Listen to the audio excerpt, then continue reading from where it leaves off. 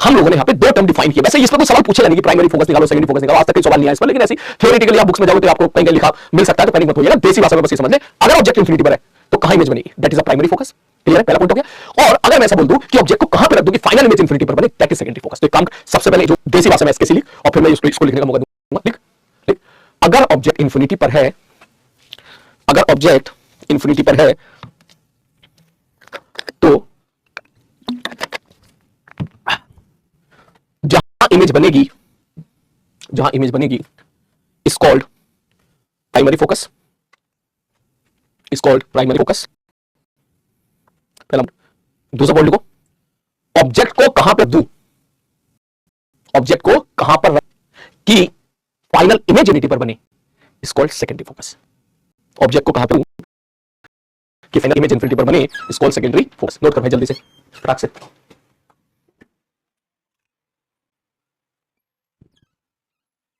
लिख लिया है? चले काम कर, इधर आगे दिखते हुए बताता हूं आराम से। हम्म करो, गलत बात है, केला केले खा रहे हो सर, मेरा कोई मैं का सड़क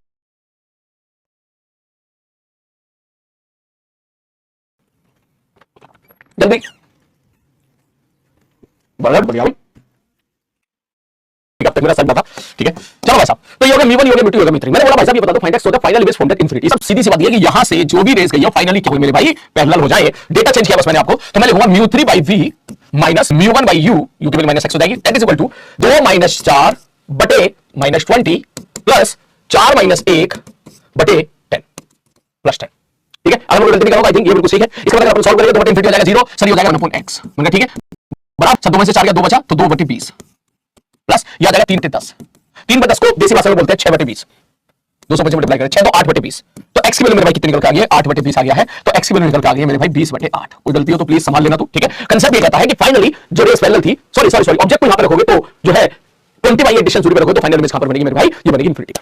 क्लियर है? मैंने आपको बोला था शुरू में कि मैं आपको इस फॉर्मूले की इतनी प्रैक्टिस कराऊंगा, इतनी कराऊंगा कि आपका सारा डन निकल जाएगा म्यू1 म्यू2 म्यू3 का, R1 R2 का। आई होप अब तक आप सारी चीजें सीख गए हैं। अगर आप सीख गए हैं तो भाई साहब यस, इसका मतलब ये मकसद कामयाब हुआ कि ये फॉर्मूला आपको बढ़िया तरीके से नींद में भी याद होना चाहिए। मैं फिर से रिपीट कर देता हूं, म्यू3 बाई वी फाइनल माइनस म्यू1 बाई यू बराबर म्यू3 माइनस म्यू2 बटे R2 प्लस म्यू2 माइनस म्यू1 बटे R1। क्लियर है? ठीक है सर जी, ओके। अब तो इसमें एक बात बता, इसी सवाल में मैंने कहा ठीक है गुरुजी, ये सेम सवाल था जो मैंने यहां पे दिया था। क्लियर है? ठीक है। अब अगर मैं ऐसे थोड़ा सा दिमाग लगा, मैं ऐसे कहता भाई साहब मैंने यहां पे ना एक प्लेन मिरर ले लिया, सोच मैंने प्लेन में लगा दिया, हां समझ गए समझ गए समझ गए समझ गए, 20 मोड आने वाला है, 20 मोड आने वाला है। मैंने कहा अब ध्यान से समझ, सपोज मैंने यहां पे प्लेन में लगा दिया और मैं कह दूं कि ऑब्जेक्ट पर ही इमेज बन जाए। अब क्या करें? पहला find x final image from that object, object पर ही इमेज बन जाए।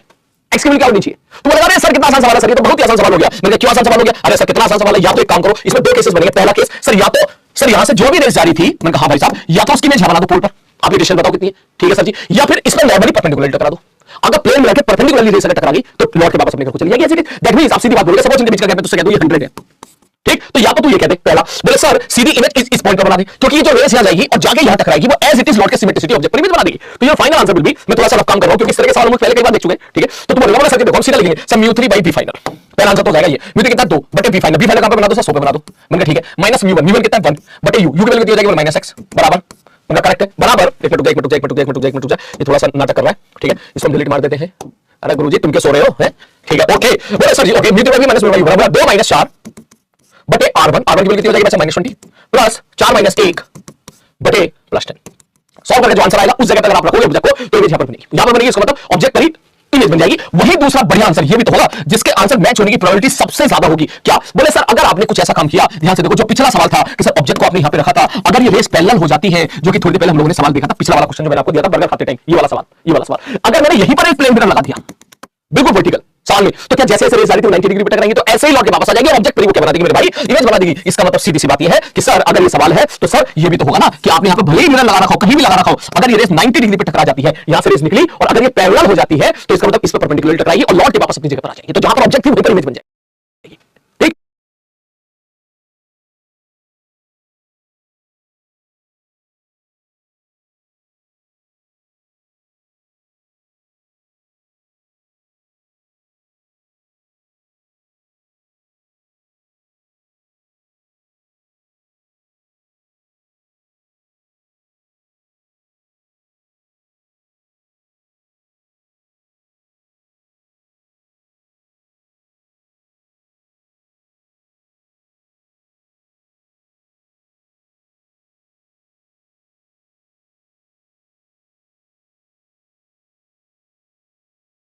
ठीक है sir ji, okay. That means आप सीधी बात बोलोगे सर इसके लिए वी फाइनल क्या होना चाहिए, बोले इंफिनिटी होना चाहिए। दैट मींस ये वही सवाल हो गया जो मैंने तुम्हें यहां पे कराया था, ये वाला जो सवाल था find x so that final image at infinity, आपने निकाली एक्स की वैल्यू आएगी 20/8। वही अगर मैं एक सवाल दे दूं कि मैं सवाल ये देने की बजाय मैंने यहां पे प्लेन में लगा दिया और मैं कह दूं कि फाइंड एक्स कि ऑब्जेक्ट पर इमेज बने, तुम कहोगे सेम आंसर। मतलब सेम आंसर क्यों? अरे सर सेम आंसर क्यों नहीं होगा? बोले सर जी देखो कहानी ये है, ये R1 है ये R2 है, आपने ऑब्जेक्ट को यहां पे रख दिया। मैंने कहा ठीक है, ऑब्जेक्ट से रेस ऐसे निकलेगी। मैंने बिल्कुल सही बात है। आप ये कह रहे हो कि सर यहां पर एक प्लेन मिरर है। मैंने कहा ठीक है। बोले आप ये कहना चाह रहे हो कि x की क्या वैल्यू हो कि वैसा ऑब्जेक्ट पर इमेज बन जाए, तो सीधी सी बात है इस रे को पैरेलल कर दो ना। अगर ये पैरेलल हो जाती है तो मिरर से टकराएगी 90 डिग्री पर और टकरा के वापस अपने घर पे ऐसे ही आ जाएगी। ये टकराएगी 90 डिग्री पर और ऐसे वापस आके ऑब्जेक्ट पर इमेज बना देगी। इसका मतलब ठीक है sir ji, okay. That means आप सीधी बात बोलोगे सर इसके लिए वी फाइनल क्या होना चाहिए, बोले इंफिनिटी होना चाहिए।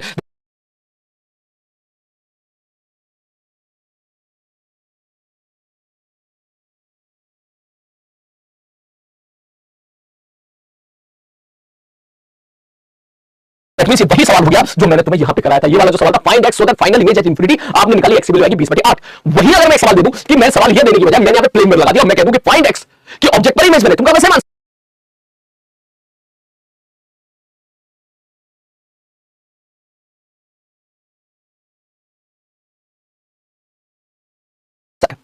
मतलब सेम आंसर क्यों? अरे सर सेम आंसर क्यों नहीं होगा? बोले सर जी देखो कहानी ये है, ये R1 है ये R2 है, आपने ऑब्जेक्ट को यहां पे रख दिया। मैंने कहा ठीक है, ऑब्जेक्ट से रेस ऐसे निकलेगी। मैंने कहा बिल्कुल सही बात है।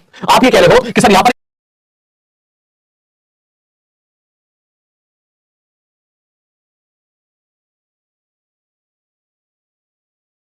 प्लेन मिरर है। मैंने कहा ठीक है। बोले आप ये कहना चाह रहे हो कि x की क्या वैल्यू हो कि वैसा ऑब्जेक्ट पर इमेज बन जाए, तो सीधी सी बात है इस रे को पैरेलल कर दो ना। अगर ये पैरेलल हो जाती है तो मिरर से टकराएगी 90 डिग्री पर और टकरा के वापस अपने घर पे ऐसे ही आ जाएगी। ये टकराएगी 90 डिग्री पर और ऐसे वापस आके ऑब्जेक्ट पर इमेज बना देगी। इसका मतलब इतने पार्ट में क्या हुआ? बोले ये हो गया u और यह v फाइनल क्या हो गया मेरे भाई? इंफिनिटी हो गया। इसका मतलब वही सवाल हो गया तो थोड़ी देर पहले आपने किया था। तो अब अगर मैं आपसे पूछूं, मेरे भाई साहब चलो ये सब तो ठीक है, ये बताओ उसका आंसर कैसे लिखोगे? मैंने वही आंसर तो थोड़ी देर पहले निकाला था, खत्म कहानी। अगर आपको डायरेक्टली लिखना है तो आप डायरेक्ट लिख दो। क्या? बोले sir μ3 by v minus μ1 by u बराबर 2 - 4 बटे -20। ठीक है सर जी, ओके। प्लस 4 - 1 बटे +10। खत्म सवाल। सॉल्व करके आंसर निकाल ले। मान ले हमें कनकेव दिया होता, कॉन्वेक्स दिया होता, सेम सवाल। ले मान के चलो ऐसा कहते, अगला सवाल कि सर ये रहा ऑब्जेक्ट। मैंने कहा ठीक है। बोले यहां मैंने लगा दिया कॉनकेव, पहले कांसेप्ट समझ ले। ठीक है, बोला हाँ सर जी कॉनकेव दे दिया। अब उठेगा, बोले भाई साहब अब ये बता दो, सपोज एग्जांपल के तौर पे ऑब्जेक्ट को कहां पे रखते हैं कि फाइनल इमेज ऑब्जेक्ट पर ही बने। अक्सर ये सवाल इस प्रकार के ज्यादा पूछे जाते हैं, या ये गैप कितना हो d कि ऑब्जेक्ट पर इमेज बन जाए। ठीक है, मतलब कुछ भी डेटा मिसिंग करके कोई भी डेटा आपसे पूछा जा सकता है। एग्जांपल के तौर पे मैं आपसे ये कह दूं कि बता दो ऑब्जेक्ट को कितनी दूरी पर रख दे। अगर ये μ बराबर 1 है, इसके पेट में μ बराबर 2 है, ठीक है, या 2 नहीं 4 मान लेते हैं, और यहां पर μ बराबर सपोज 2 है। ठीक, मैं बोल देता हूं इसका R1 की वैल्यू 10 है, इसके R2 की वैल्यू मेरे भाई 20 है। ठीक है, और इसका भी मैंने फोकल लेंथ दे दिया 20 और इनके बीच का गैप मैंने दे दिया सपोज 100। अब आएगा मजा आपको सेंटीमीटर में। ठीक है, और सवाल मैं तो यही कह दूं, मैं भैया कि find x so that image